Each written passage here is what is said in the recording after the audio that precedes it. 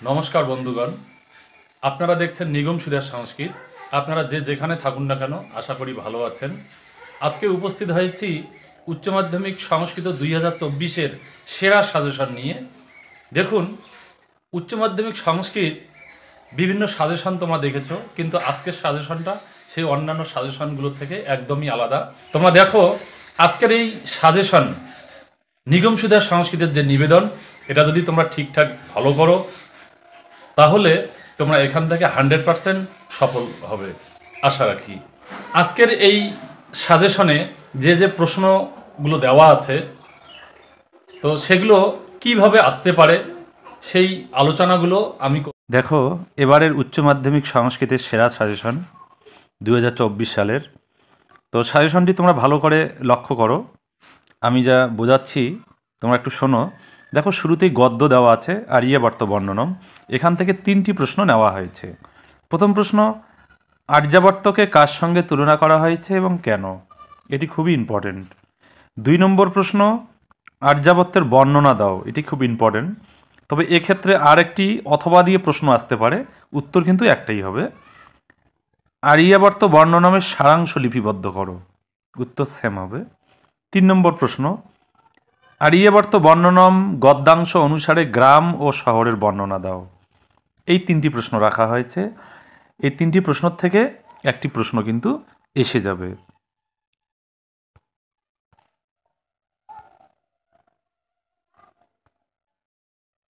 এবারে আমরা দেখছি বনগতা গুহা। তো বনগতা গুহায় আবার 4টি প্রশ্ন রাখা হয়েছে। দেখো, বনগতা গুহা গদ্যাংশটির সার নিজের ভাষায় লেখো। 2 নম্বর প্রশ্ন, বনগতা গুহা গল্পাংশ অবলম্বনে কর্ষব অলি পর্বার আর্থিক অবস্থার বর্ণনা দাও। 3 নম্বর প্রশ্ন, বনগতা গুহা অবলম্বনে অলি পর্বার চরিত্র বর্ণনা করো।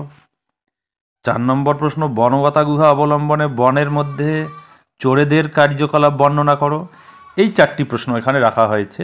তবে তোমরা তোমাদের সুবিধার কারণে হয় আর্যাবর্ত বর্ণনম অথবা বনগতা গুহা যে কোনো একটা গদ্যকে বেছে নিতে পারো। আর্যাবর্ত বর্ণনমকে বেছে নিলে ওখানে মাত্র 3টি প্রশ্ন পড়তে হবে, আর গদ্য বনগতা গুহা বেছে নিলে এখান থেকে 4টি প্রশ্ন পড়তে হবে। তোমাদের সুবিধা মতো তোমরা করতে পারো, বেছে নিতে পারো। এবারে আমরা পদ্যে আসছি। পদ্যে দেখো, শ্রী গঙ্গা স্তোত্রম থেকে মাত্র 2টি প্রশ্ন রাখা হয়েছে।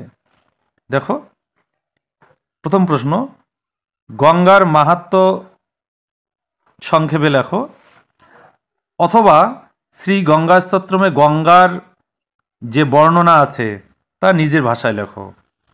এই যে অথবা দিয়ে দেওয়া আছে, একটি প্রশ্ন লিখলেই হয়ে যাবে।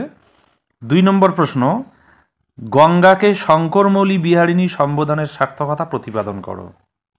মাত্র 2টি প্রশ্ন, খুব আকর্ষণীয়। 2টি প্রশ্ন পড়লেই একটা কমন। তবে 1 নম্বর প্রশ্ন কিন্তু ভেরি ভেরি ইম্পর্ট্যান্ট। এটা একদম মানে 99% বলা যায় এসে যাবে। তারপরে দ্বিতীয় সাইজ হলো 2 নম্বর প্রশ্ন। যা হোক, এরপর পরের পদ্যে আমরা আসছি।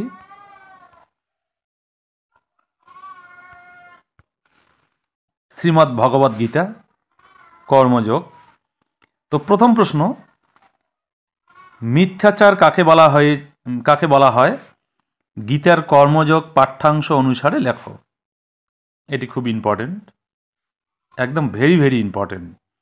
দ্বিতীয়ত হলো, ভগবান শ্রীকৃষ্ণ যে নিষ্কাম কর্মযোগের কথা বলেছেন তার বিবরণ দাও। এই 2 নম্বর প্রশ্নের ক্ষেত্রে কিন্তু তোমরা 1 নম্বর প্রশ্নোত্তরটাই লিখতে পারো, তবে সেখানে নিষ্কাম কর্মযোগের কথাটা একটু গুরুত্ব দিতে হবে। এইটুকুই। 1 আর 2 নম্বর প্রশ্নের মধ্যে কিন্তু তেমন উত্তরের তারতম্য নেই। 3 নম্বর প্রশ্ন, ইয়াদাচারতি শ্রেষ্ঠত্ব দেবেতর জানা, তাৎপর্য ব্যাখ্যা করো। এই প্রশ্নটিও ইম্পর্টেন্ট। অর্থাৎ 1 এবং 3 এই 2টি প্রশ্নের ক্ষেত্রে কিন্তু তোমরা বেশি গুরুত্ব দেবে। আর 2 নম্বর প্রশ্নটা 1 নম্বর প্রশ্নের অনুকরণে লিখলেই হয়ে যাবে। অর্থাৎ পদ্যের ক্ষেত্রেও আমরা দেখতে পাচ্ছি শ্রী গঙ্গা স্তোত্রম থেকে 2টি প্রশ্ন এবং শ্রীমদ্ ভগবদ্ গীতা থেকেও 2টি প্রশ্ন পড়লেই তোমাদের হয়ে যাচ্ছে।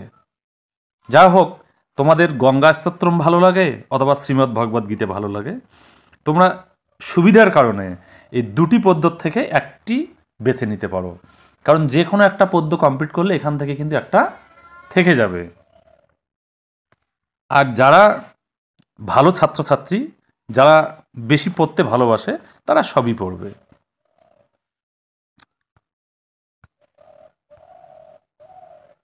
এবারে নাটক দেখো, নাটক থেকে 4টি প্রশ্ন নেওয়া হয়েছে, খুব ইম্পর্টেন্ট। এখান থেকে তোমরা 2টি প্রশ্ন কমন পেয়ে যাবা, একটি উত্তর করতে হবে। দেখো, প্রথম প্রশ্ন, বাসন্তিক স্বপ্নম অনুসারে কৌমুদীর চরিত্র বর্ণনা করো। এই প্রশ্নটি। 2 নম্বর, তোমার পাঠ্য নাট্যাংশের মাধ্যমে নাট্যকার কি বার্তা দিতে চেয়েছেন বলে তোমার মনে হয়। এটিও খুব ইম্পর্টেন্ট। 3 নম্বর প্রশ্ন, বিজয়তাম अस्माकम অবনীপহ, উক্তিটি কার? অবনীপহ কে? বক্তা তার কাছে কেন এসেছিলেন? 4 নম্বর প্রশ্ন, বাসন্তিক স্বপ্নম এর বিষয়বস্তু সংক্ষেপে লেখো। খুব ভেরি ভেরি ইম্পর্টেন্ট 4টি প্রশ্ন।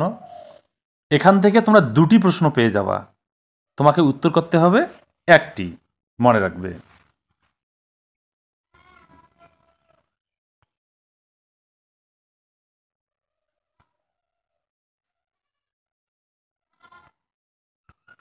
এবারে সংস্কৃত সাহিত্যের ইতিহাস। সংস্কৃত সাহিত্যের ইতিহাসকে 2টি পর্যায়ে ভাগ করা হয়েছে, একটা ধ্রুপদী সাহিত্যের ইতিহাস আর একটা বিজ্ঞান সাহিত্য, বিজ্ঞান চেতনা। তো প্রথমে দেখো, ধ্রুপদী সাহিত্য থেকে 4টি প্রশ্ন নেওয়া হয়েছে। প্রথমে, ভাষ সমস্যা বলতে কি বোঝো? এর পক্ষে বিপক্ষে যুক্তি দাও। এই প্রশ্নটি খুবই ইম্পর্টেন্ট। 2, শূদ্রক সম্পর্কে নাতিদীর্ঘ প্রবন্ধ লেখো। আমার যেটা ধারণা, এই 1 এবং 2 এই 2টি প্রশ্নের মধ্যে একটি প্রশ্ন সিলেক্ট করবে, মানে পরীক্ষায় তোমাদের এসে যাবে। তারপর 3 নম্বর প্রশ্ন দেখো, জয়দেব ও গীতগোবিন্দ সম্পর্কে সংক্ষিপ্ত টিকা লেখো। এই প্রশ্নটি এবং 4 নম্বর প্রশ্নটি, মহাকবি কালিদাস রচিত মেঘদূতম বিষয়ে সংক্ষেপে আলোচনা করো। এই 3-4 থেকে একটি চয়েস করবে, 1-2 থেকে একটি অথবা 3 এবং 4 এই 2টির মধ্যে একটি চয়েস করবে।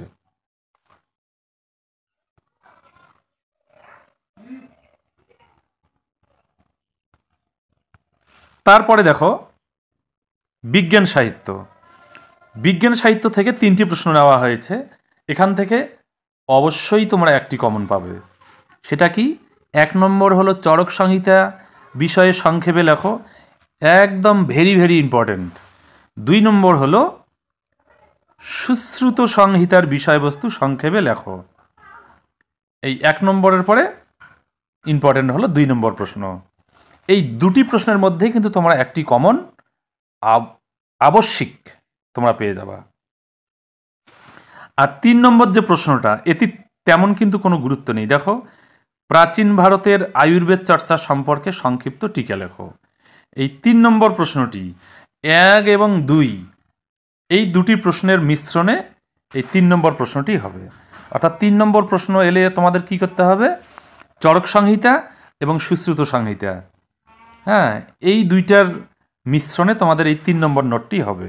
অর্থাৎ কি বোঝা গেল? যে 1 এবং 2 নম্বর প্রশ্ন পড়লে পরে তোমার আর 3 নম্বর প্রশ্ন পড়তে হচ্ছে না, ততটা বেগ পেতে হচ্ছে না। তোমরা 1-2 থেকে তোমরা বানিয়ে তুলে ধরতে পারবে। এবার আসছি ভাব সম্প্রসারণে।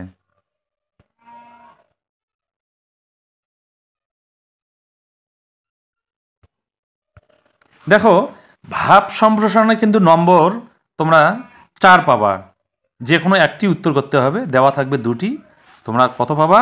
4। প্রথম 1 নম্বর যেটা, তত অয়ং দ্রুততরং ক্রামন্নগরং নিবৃত্তঃ, এটি বনগতা গুহা থেকে নেওয়া হয়েছে। অর্থাৎ বনগতা গুহা গদ্যাংশের শেষ লাইনটি এখানে ভাব সম্প্রসারণ হিসেবে নেওয়া হয়েছে। 2 নম্বর ভাব সম্প্রসারণ দেখো, দেশঃ পুণ্যতমোদ্দেশঃ কস্যাসৌ না প্রিয় ভবেৎ।